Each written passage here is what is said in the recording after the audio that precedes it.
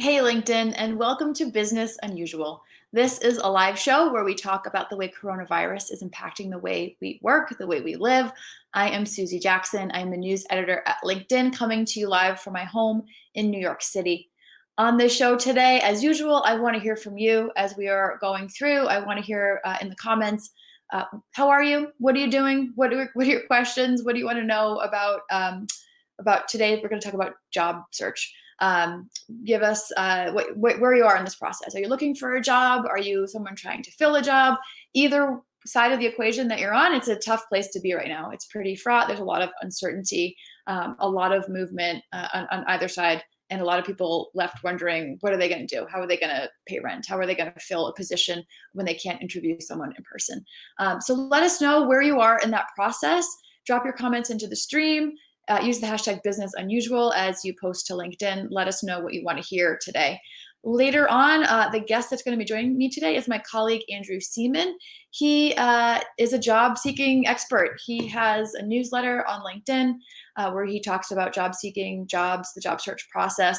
He also goes live himself every Friday at 1 p.m. Eastern from his profile. So if you have more questions for Andrew after our broadcast today, definitely check out his show. There's something I actually want to borrow from Andrew in his show. I talk a lot with you about letting me know how you're feeling, what you're doing, and talking to each other in the comments. But Andrew wants you to take it a step further and actually connect with each other in the comments as well. If you are seeking a job right now, it's a lot of questions we get are about networking. Consider this a space to come and network and find support from one another. Consider the other viewers here who you're talking with in the stream, your compatriots on this journey. You can't meet them physically right now, but you can reach out and connect, talk with each other as we're talking to you throughout the show today. Before we get started with Andrew, I want to talk a little bit about the state of jobs at this moment. It's changing all the time, but just in the last few days, LinkedIn came out with its April workforce report. And from what we are seeing from LinkedIn data, it is showing a severe drop in hiring. We are down 1.1% year over year, 1.3% month over month. But even as those numbers are pretty drastic, sounds like a small percentage, but those are big numbers. We are actually doing a little bit better than we're seeing data from Italy, France, and China, countries that had undergone nationwide lockdowns. Hardest hit industries, not surprisingly, here in the US, it's a lot of business that requires a lot of face-to-face interaction, a lot of movement. We're seeing recreation and travel, wellness and fitness really taking big hits here. Nonprofits, we had a show the other day talking about nonprofits going through this tough situation. Retail and entertainment, obviously, we're hearing a lot about those kind of businesses going through some struggle. There are also other industries. We're finding that people, if they can put off making a big purchase, like in real estate or durable consumer goods, those industries are going through some struggle right now as well. There is a little bit of resilience, though. Industries that are more on the front lines are obviously seeing not quite as dire straits, even some spikes in hiring. So jobs that support healthcare, infrastructure, government relations, we're seeing a spike in some of those industries. And in other industries, only slight dips. Software and IT services, public safety, legal. These are jobs where you can pretty easily work from home. They are not being as impacted as readily as some of these more in-person industries. I want to take a minute to say good morning. Well, it's good afternoon for me here. We have Savannah and Deborah. Thank you for joining us. I have Josh, David, Joe, and Katie. Hello, good morning. Get your questions into the stream. We're going to have Andrew Seaman, my colleague, joining me in just a minute. He covers job seeking on LinkedIn. He's going to be here to answer your questions. But before we bring out Andrew, I want to just look at a quick comment from a member on LinkedIn who we've talked about the numbers dipping, but Joey here works, he's a staffing consultant, a senior staffing consultant, and he's echoing what we're seeing with some industries being hit in different ways. He says he started to see some very aggressive short-term growth for medical supply, for some food production sectors, some services and software sectors, especially those solving remote working challenges. So there's definitely a lot going on, but it's not all terrible. There are definitely industries hiring. There are definitely people trying to find new employees. So let's connect you with them. And if you're on the employer side, let's help you find those people today on the show. I think it's a great time to look more closely at this, to some of your questions. I want to bring in Andrew Seaman. As I said, he is an editor at LinkedIn who covers jobs and hiring. Andrew, welcome. Hi, Susie. It's so good to see you and talk face to face. I know, I agree. Andrew and I sit near each other in the office normally, but we are weathering this out in different quadrants of New York City right now. How are you doing today? I'm well. I actually brewed some tea in your honor for people out there in TV land. Susie gathers the entire team every so often for tea time. So I figured that this was a perfect opportunity for me to brew some tea and have tea with Susie again. Some normalcy. So, hi. Andrew's a very thoughtful colleague, if you couldn't already tell. That's very kind of you, Andrew. Thank you. That warms my heart. Something else that warms my heart a little bit, I want to pull up. You put together a piece about who is hiring now. So we've seen a lot of bleak numbers coming out, but you're collecting and keeping this up to date. There are actually companies who are still hiring, some in droves. Can you talk us through a little bit about what you're seeing when you're putting this list together? Of course. Basically, what's happening, and we sort of knew this was going to happen before the economic downturn started to happen with the coronavirus. I spoke with an economist right as it was hitting the US. And what I was told was basically that this is not going to be a normal recession. This is going to hit different industries differently. And that's what we're actually seeing. So we are seeing people who are affected by this sort of economic downturn. But then we're seeing people in retail, people in grocery stores who are actually seeing an increase in hiring. And we're updating the list every so often throughout the day. And we're seeing a lot of different industries actually come back online and start hiring. And what's happening, I think, and this is what I'm hearing from recruiters and experts, is that different industries were not ready to do a remote working environment. So if you can imagine, you had all these companies across the United States who all of a sudden were basically telling their entire workforce, you have to go home and hopefully keep business as usual. And I know the show's called Business Unusual, but they were saying it is business unusual, but we need to keep the business running. So it takes a little bit of time for businesses to actually get used to that environment. So hopefully what we're seeing now with this hiring starting to trickle out is businesses acclimating to this new environment and bringing back the processes to start hiring people. Because as you can imagine, the HR people, the recruiters, they were sort of shaken up by this. So we have this list. We're seeing it across industries. We're seeing more tech jobs being added. We're seeing just jobs all across the spectrum being added. So hopefully we're seeing those mechanisms start to come back online as businesses sort of get used to this new reality. It's a new reality. We have Dawn in the comments. Good afternoon, Dawn. I keep getting my time wrong. It might be morning where you are, Dawn. Dawn is a career counselor. Says she is here helping students and alumni find internships and jobs in this uncertain time. So we're going to talk about students as well during the show today. We've got really every end of the spectrum is being affected by this. Students coming into their first jobs, mid-career people, executives. Everyone is feeling this in some way, shape, or form. Andrew, to get started, I want to pull up a question that we was posed to you earlier from Emily. Emily wanted to know, she sees that the downgraded position. She's wondering if that impacts future job searches. So perhaps some of the industries that you're noting are hiring, maybe it's not in line with someone like Emily, what she does or what other people do. Maybe they have to take a job in a different sector, maybe that they perceive as at a different level than the one that they've had previously. Talk to me about that. Is that something that we should be concerned about? If it's traditionally seen as whatever your last job was kind of informs your next, is that going to hold? I don't think it's going to be a situation where you're going to basically go from a senior vice president job to a senior vice president job or a senior staff level to a senior staff level unless you can weather this downturn for a little bit. A few things to keep in mind, just sort of as background, is that the hiring process is likely going to take longer. That's what I'm hearing from job search experts and recruiters because their normal processes, like I said, are not online, basically.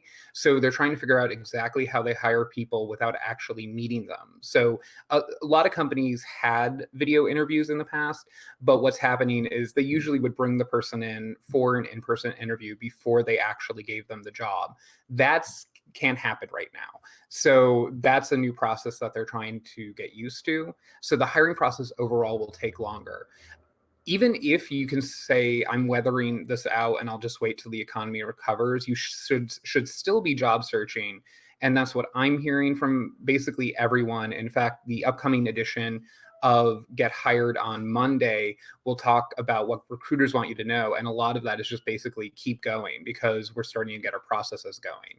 And as far as taking a job that is a little bit below where you were before, I think what is happening in that case is it's great to keep your skills sharp. So if you think that you might be out of work for several months, it might be a good idea to take a job where you can actually keep your skills at a high level. So even if it's not, a managerial role, maybe it's a staff role, but it allows you to work on the programs that you were working on, you could at least go to a future employer and say, listen, I didn't let my skills go soft. I didn't let them go stale. I kept at it. And I think that's also important. And also you get some income in there. And I think skills and keeping them current is incredibly important. That's what I've heard from basically every job search expert I've heard from. And another thing to keep in mind too is that this is and there goes my buzzer actually for the front door. Sorry about that. But basically what you need to remember is that this is a super unusual time. So no one's going to hold it against you and say, well, why did you take a small step back during this time? If they do, you might want to reconsider exactly how you're interviewing with them and if you would really want to move forward with that company. But okay. I think that's easily explainable. So recapping that advice is take that job. If you have the luxury of choice, take a job where you can maintain some of your skills, even if it's at a different level or implemented in a different way. But barring that, if you can't do that, if that's not an option, take the job anyway, pay your rent, feed yourself, and figure out a way to keep those skills going on the side, or to frame the conversation with your potential next employer in an appropriate way let's hope they have some empathy too. 2 follow-ups from that. You talked a little bit about virtual interviewing. I would love to hear your tips for that. And if you are at a job where it's not really employing the skills that you want to be staying sharp on, how can you do that? How can you go pick up new skills or stay current on the ones that you have? So first, talk to me about virtual interviewing tips. Yes. So basically, I think for virtual interviewing, one of the big important things is to get used to the technology. So when you're looking at your camera, make sure you're looking at it. And we talked about this Friday on my show with Sarah Johnston, who really helps people prepare for their interviews.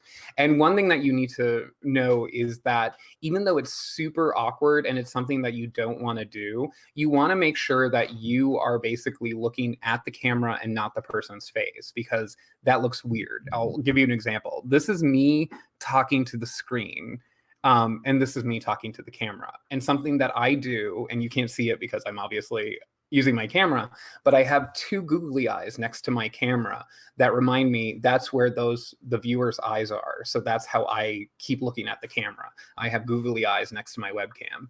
And you want to have a neutral background and you want to have a quiet space. So right now, since a lot of people are working from home, that's not actually possible. In fact, I have some noise going on right now behind me. And you need to sort of have an understanding on both ends, so the interviewer and the interviewee, that's going to happen sometimes, that you're not going to have a complete quiet space, but you want a neutral background, a quiet space, some good lighting, often by a window's good. And then, you just want to sort of have a rapport with the person you're talking to, because if you're in person, that's a lot easier. You could say, oh, I like that painting you have on your wall or something like that.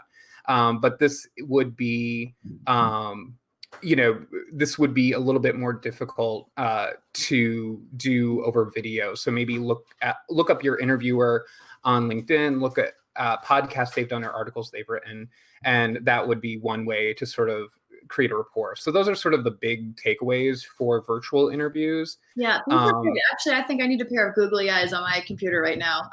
These are also great tips for hosting a live broadcast. So thank you for those. Deborah was echoing the next question I was asking you to answer about skills. Deborah in the stream. Hello, Deborah. Good afternoon. She says this is a good time to explore your transferable skills. There may be a different industry or different aspect of your former job that will help you. She reminds you to update your resume to spotlight those things. So talk to me about that. On the heels of Deborah's comment, update your resume to spotlight that. How can you be taking control of the narrative if you're not in an ideal situation that is employing all the skills that you really want to be keeping sharp? So if you want to make sure that you're having, you're updating your skills, one good way to do that is think about actually volunteering at places where you can keep those skills sharp or gain new skills. You could also take online courses. That's something that's really great to do. There's a lot of free ones available. I know LinkedIn has unlocked some of our courses. And then one thing to keep in mind too is when you want to showcase those skills is to do that on your resume. One thing to remember is that people are basically baskets of skills. So when you look at your resume, yes, I may have been a journalist, I may have been a medical journalist, I may have done some data reporting in the past, but all of those have extra skills that go beyond just those titles. So I could look at, my use of Excel and things like that. And those are what I want to highlight. Another thing that you want to highlight along with your skills is quantifiable achievements. And that's something I've heard from job search experts. So if you've brought in a certain number of revenue, if you've done a certain number of projects, and they've really helped the bottom line, those are things that you want to highlight on your resume along with your skills. But especially if you're pivoting, just the last thing I would say on that is dissect your resume to see what skills you have and what they could be applied to elsewhere in sort of the workforce. So if you're an accountant for an aviation company, you could probably be an accountant for another industry. That doesn't always work perfectly, but you usually have some transferable skills that you can use in different environments. Great. We've got a question from the stream from Mary Andrea. She wants to know, what skills do you believe should be updated? Is there anything unique to this situation that people are going to be looking for when we're through it that's going to be helpful to someone trying to land a new job? Technology skills are a big one. Obviously, being able to work remotely, you have to think of the skills that come along with that. And actually, my newsletter that will be published tomorrow will deal with remote working. So there are certain things that you can do to advertise to say, listen, I'm good at remote working. That is getting used to the technology, being able to acclimate to change, because you're going to be working on your own a lot, also dealing with challenges. Those are all different things that you would want to highlight, and your ability to connect with colleagues over long distances. So I've had the great fortune of working at companies where I deal with teams that are spread out around the world. So in my previous job, I was dealing with people who were in Bangalore, people who were in Singapore, people who were in all these different time zones. And those are the types of things you want to highlight, because with a remote workforce, it's not like you're any longer in like the Omaha office or the New York office or some place like that. You basically are going to be working with a very worldly team. So you want to advertise that too. So, your tech skills and also your interpersonal skills. LinkedIn has found that the top skills are basically personable skills where you want to be able to communicate. You want to have the ability to diffuse situations. When all communication is electronic, nuance gets lost. So you want to be able to say, listen, I'm good at interpreting what people are saying. I'm good at connecting. I'm good at overcoming those hurdles. So think of the challenges that this work environment creates in the workforce and figure out what skills you can brush up on to overcome those. That's great. You're talking about worldliness, and I want to think about that in terms of these questions broadly. So Savannah's in the stream. She wants to know what you recommend for someone trying to change jobs, and I feel like that's a question that really applies to anyone globally right now. What are some tips that, regardless of where you are in the world, make sense for if you're trying to change jobs right now? So I think it depends on what you want to do. If you want to change industry, if you want to go up a level, or if you want to even maybe take a step back.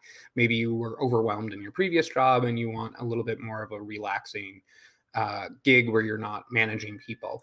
And really what that is about is strategizing. So, maybe there are cases out there, and I know there are, where people need to take a job because they need money coming in.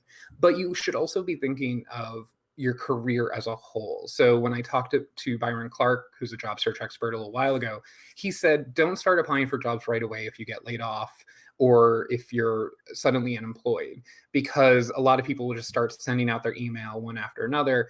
And while there's a small chance you might hear back from that, you really have to think long term and say, okay, I want to be in a position where I'm managing people in a year. I want to be in a position where I am controlling a budget or something like that. So you want to sort of map that out and think about how you can get there. So if anything, this moment in time, this difficult moment, gives us an opportunity to basically say, I can go this direction, or I could go that direction. And one of the great things about life overall is that there's no singular path to wherever you're going. So you get to design that.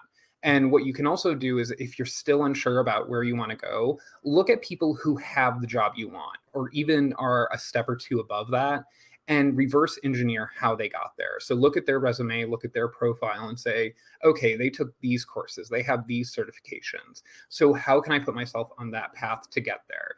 So a lot of that is basically saying, how can I get to the job that someone else has, that may be available somewhere else, but do it on your own terms. And I think that's usually one of the best ways to do it. So basically find the destination, look at the paths that are available to you, and pick the one that's best for you. That's great. I want to bring up one of the comments that one of the questions that we had identified earlier from Taylor. You're talking about identifying that destination, creating that path. What happens if that destination is a company who's on a hiring freeze? Taylor wants to know, how should you approach the companies in that situation? So the thing about hiring freezes is that freezes are typically temporary. And that's really great because it gives you time to network. So one of the things that's most important to your job search, and this is something that every job search expert that I've talked to, every recruiter that I've talked to has told me, is that your network is as important to your job search as your resume, if not more important. And what that means is that you need to be able to have someone who can sort of be your pitch person, someone who maybe is inside the company, someone who is a friend of someone at the company, who can basically pull the strings to give you some inside information, or at least push you toward the front of the line, at least not to the front, but maybe a little bit closer to the front. And what you should do is basically contact those people and say, listen, I know you have a hiring freeze, but can I just talk to you? I want to talk about what work you do, what's going on, and obviously be understanding if they don't have the time to do that right now, but at least make the effort and say, I would like to work for your company one day, and I hope that you could just spare a few moments. And a lot of people would be surprised at how often people will say, you know what? Sure, I'll take those 5-10 minutes to talk to you. And while those 5-10 minutes may not seem like a lot, you're getting name recognition, you're getting sort of that point of contact. So down the road, when they start hiring again and things start flowing, you could say, hey, I don't know if you remember me, but we chatted for a little bit, and they will remember you. But I want to know exactly, what positions are available. Do you think any are appropriate for me? And those are sort of the connections that really pay off over time. And especially if they're with the recruiter or a hiring manager, what's fantastic about that is that as jobs come back online, you may get inside information. So they might say, listen, we don't have anything advertised right now for you, but we have 2 jobs that we are considering opening up next week. And networking is a lot about opening up what's called the sort of shadow job market, which is you find out what jobs are out there before they're actually advertised. Yes, and the connection point, I think, is really important. We were talking earlier about tips for virtual interviews, networking still being important. And I want to remind everyone of something we talked about at the top of the show, which is be networking during the show. Talk to each other in the comments, connect with each other. Be there as supports for other people's job searches or searches to fill open roles. This is an opportunity to get to know other people who are in the same position, to bounce ideas off of them, etc. And I'm going to jump over to the stream for a moment, Andrew. We have a couple of questions about the class of 2020. We have Deborah, who says she works with college students who are looking for their first jobs and internships. What can I share with them? We also have Emily, who is wondering what the job market's going to look like. Are companies hiring for entry level at this point?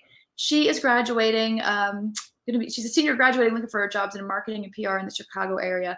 Wondering what your thoughts are on this. For Emily, congratulations. I'm sorry that your ceremony is likely not going to happen in person in May.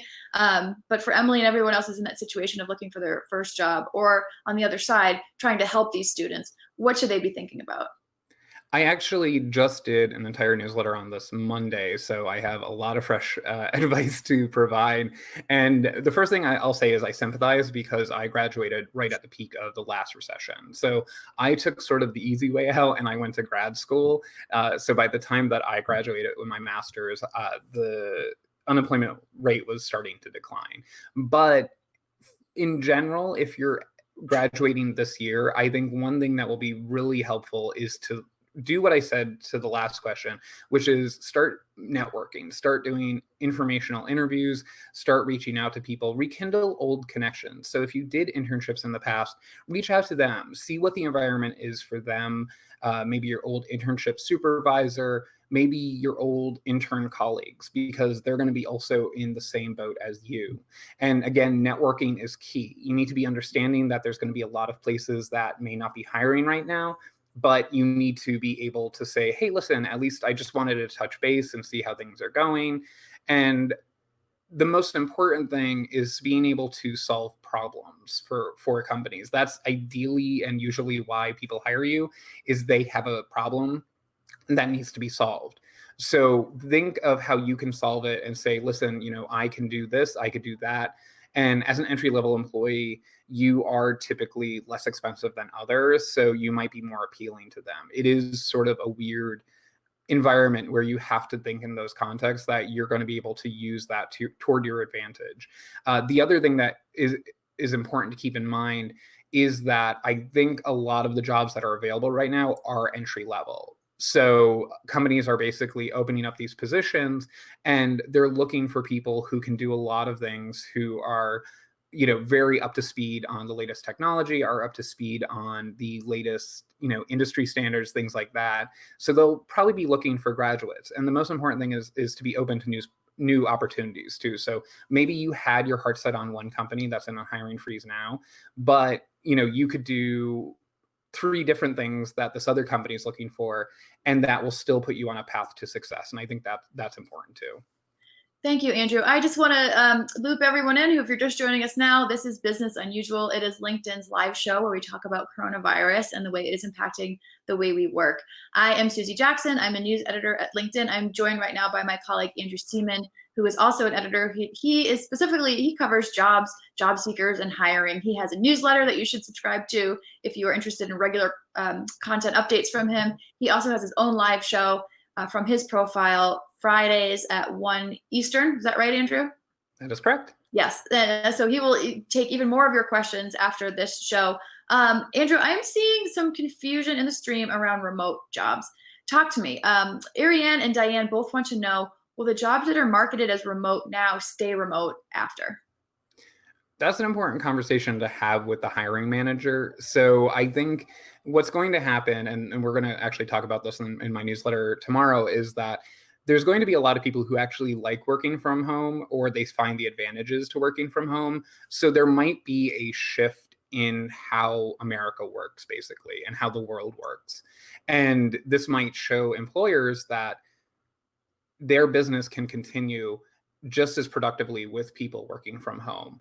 So that is something to have a conversation about with the recruiter, with the hiring manager, when you're actually interviewing for these roles, is listen, if I take this job and it's remote now, once lockdowns are eased up and stay at home orders are eased up, will I still be able to work from home? What will the policy be? And have that discussion now. And I think there's a lot of different discussions that are important to have with hiring managers and recruiters, including, your starting date. So one thing that I've heard from a job search expert is that basically, what's important is that you sort of spell out those terms of, if I am going to be starting in this position, is it going to be next week? Are you going to onboard me while I'm home, or will it be when everything's over? Because you don't want to necessarily sit around waiting for your income to start flowing in. You want to be able to know when exactly you're going to start. So if you have questions, those are the things to ask the recruiter and the hiring manager. And I think it's completely fair, and they shouldn't take offense to those questions. Thank you. Diane in the stream, another question about remote work. She wants to know if working remotely will become more normalized after a COVID-19 crisis passes. What do you think about that?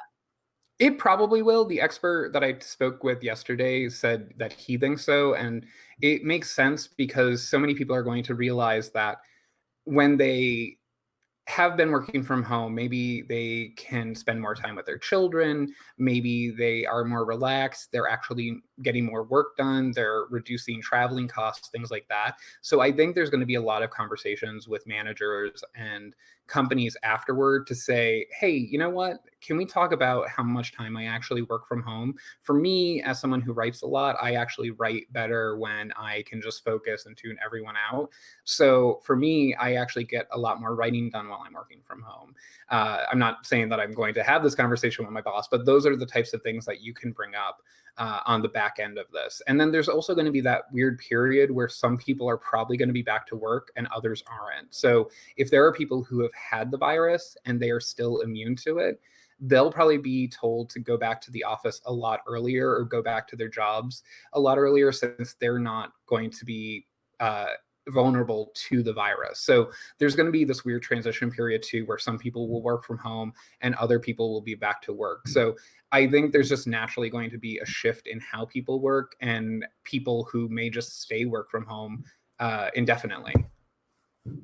Yeah, I want to remind everyone too, check out the stream because our colleague Stephen is dropping in links to some of the things that we're talking about. So we mentioned Andrew's newsletter, Andrew's profile, Andrew's show.